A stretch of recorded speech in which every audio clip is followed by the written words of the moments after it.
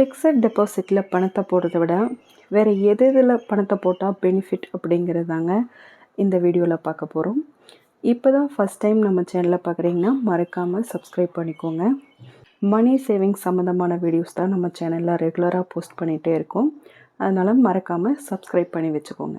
First நம்ம எதை பார்க்க போகிறோம் அப்படின்னா கோல்டு தாங்க. இப்போ வந்துட்டு நீங்கள் ஃபிக்ஸட் டெபாசிட்டில் போடுறீங்கன்னா ஒரு பேங்க்கில் வந்துட்டு இன்ட்ரெஸ்ட் எல்லாம் ரொம்ப கம்மியாக தான் இருக்கும். நீங்கள் ஒரு 1,00,000 பேங்க்கில் போடுறீங்கன்னா, ஃபிக்ஸட் டெபாசிட்டில் போடுறீங்கன்னா ஒரு 7% இன்ட்ரெஸ்ட் கொடுக்குறாங்கன்னா ஒரு வருஷத்துக்கு 7,000 ரூபாய் வரும். 1,07,000 இருக்கும்.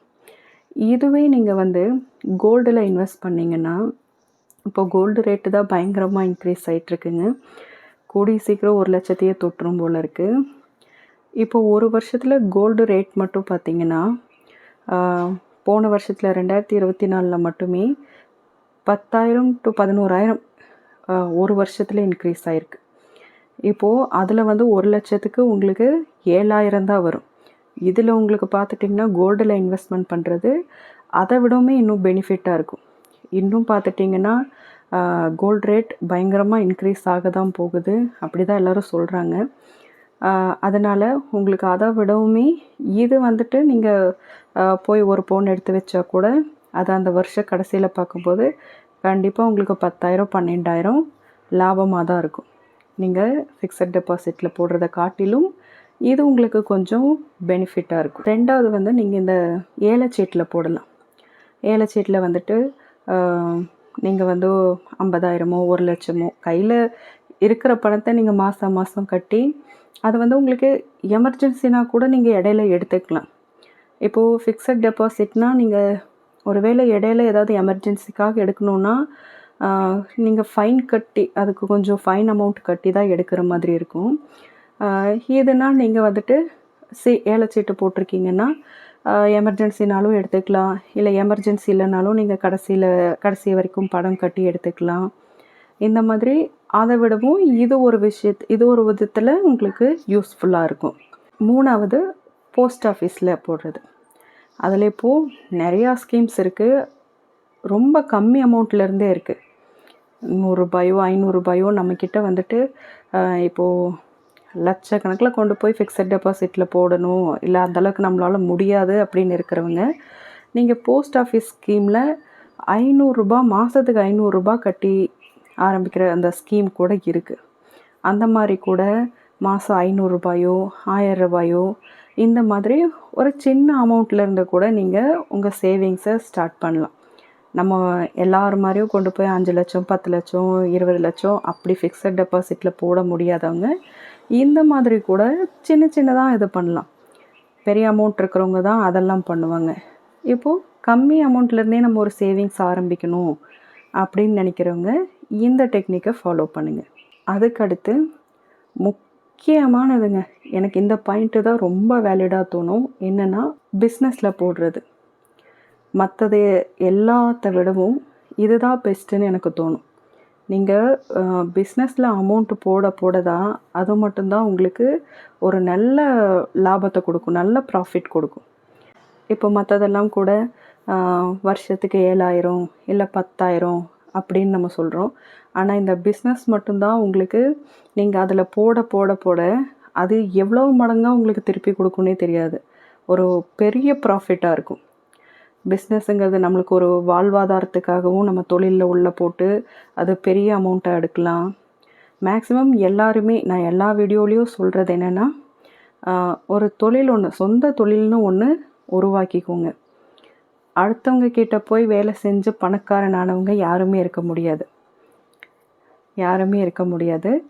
அதனால் சொந்த தொழில் ஒன்று துணிஞ்சு தைரியமாக இறங்குங்க.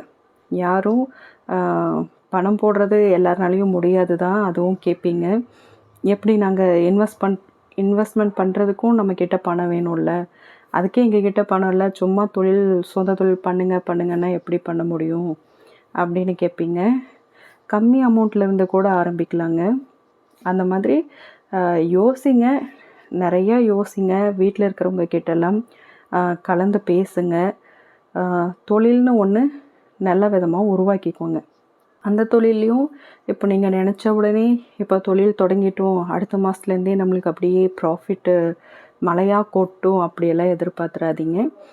எந்த ஒரு தொழிலையுமே ஆரம்பித்த உடனே ப்ராஃபிட்டுங்கிறது கிடைச்சிராது.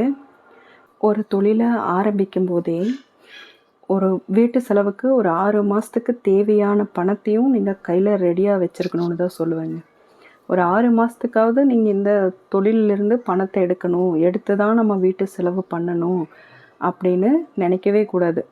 இப்போ வந்துட்டு நம்மக்கிட்ட இருக்கிற ஏதோ நகையை வச்சோ இல்லை பணம் இருக்கிறது 1,00,000 2,00,000 இருக்கிறத வச்சு மொத்தமாக அத்தனையும் கடைக்குள்ளே போட்டுட்டு ஒரு தொழிலுக்குள்ளே போட்டுட்டு அதுக்கப்புறம் ஓகே எல்லாத்தையும் போட்டுருவோம், அதான் இந்த மாதம் இதிலேருந்து பணம் வந்துடும்ல, இதை எடுத்து நம்ம வீட்டு செலவுக்கு வச்சுக்குவோம் அப்படி நினச்சி மட்டும் ஒரு தொழில் தொடங்காதீங்க. அந்த தொழிலுக்குள்ளே போடுறத தவிர ஒரு 6 மாதம் உங்கள் வீட்டு செலவுக்குன்னு தனியாக ஒரு அமௌண்ட் எடுத்து ஒதுக்கி வச்சுட்டு தான் நீங்கள் தொழிலே தொடங்கணும். 6 மாதத்துக்கு இதிலிருந்து நீங்கள் எந்த பணத்தையும் தொடக்கூடாது. அவ்வளோதான். அதிலிருந்து வர பணத்தையெல்லாம் திருப்பி அதுக்குள்ளே தான் போடணும். அப்படி நீங்கள் பண்ண தான் அந்த தொழிலுங்கிறது ஒரு 6 மாதத்துல இல்லை 1 வருஷத்தில் உங்களுக்கு வந்துட்டு டபுளாக ப்ராஃபிட் கொடுக்க ஆரம்பிக்கும்.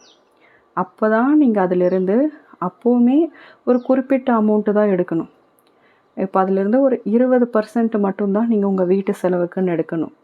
மற்றபடி 80% திருப்பி நீங்கள் அந்த தொழிலுக்குள்ளேயே போட்டுட்ருந்தா மட்டும்தான் அது உங்களுக்கு நல்ல லாபமாக இருக்கும். மற்றபடி அதில் வர லாபத்தையெல்லாம் எடுத்து நீங்கள் செலவு பண்ணிகிட்டு இருந்தீங்கன்னா உங்கள் தொழில் வந்து பெருசாக க்ரோத் ஆகாது. நீங்கள் வேணால் நல்லா புது ட்ரெஸ்ஸாக போட்டுட்டு நல்லா காஸ்ட்லி மொபைல் வச்சுட்டு புது கார் வாங்கி போயிட்டு அப்படி வேணால் இருக்கலாம். பட் உங்கள் பிஸ்னஸ் க்ரோத்துங்கிறது கொஞ்சம் டவுன் ஆக ஆரம்பிச்சிடும். நீங்கள் ஒரு 3 வருஷத்துலேருந்து 5 வருஷம் வரைக்கும் நீங்கள் உங்கள் பிஸ்னஸில் எந்த அளவுக்கு அமௌண்ட்டு போட்டு அந்த பிஸ்னஸை க்ரோத் பண்ணுறீங்களோ அதுக்கப்புறம் அந்த குறிப்பிட்ட வருஷத்துக்கு அப்புறம் 3 வருஷத்துலேருந்தோ இல்லை 5 வருஷத்துக்கு மேலேயோ நீங்கள் அதோட ப்ராஃபிட்டை நீங்கள் பல மடங்கு எதிர்பார்க்கலாம். அதுக்கு முன்னாடியே அதிலிருந்து பணம் எடுத்து செலவு பண்ணுறதெல்லாம் வேண்டாம். முடிஞ்ச வரைக்கும் சொந்த தொழில் பண்ணுங்கள், நல்லா சம்பாதிங்க. முடிஞ்ச வரைக்கும் சொந்த தொழில் அப்படி முயற்சி பண்ண பாருங்கள். இப்போது நான் சொன்ன இந்த டிப்ஸையும் கொஞ்சம் ஃபாலோ பண்ணி பாருங்கள். தினமும் 1000 ரூபாய் சம்பாதிக்கலாம்னு ஒரு வீடியோ போட்டிருக்கேங்க. அந்த வீடியோவோட லிங்க்கை நான் கமெண்ட் பாக்ஸில் கொடுக்குறேன். உங்களுக்கு டைம் இருந்தால் அந்த வீடியோவையும் பாருங்கள்.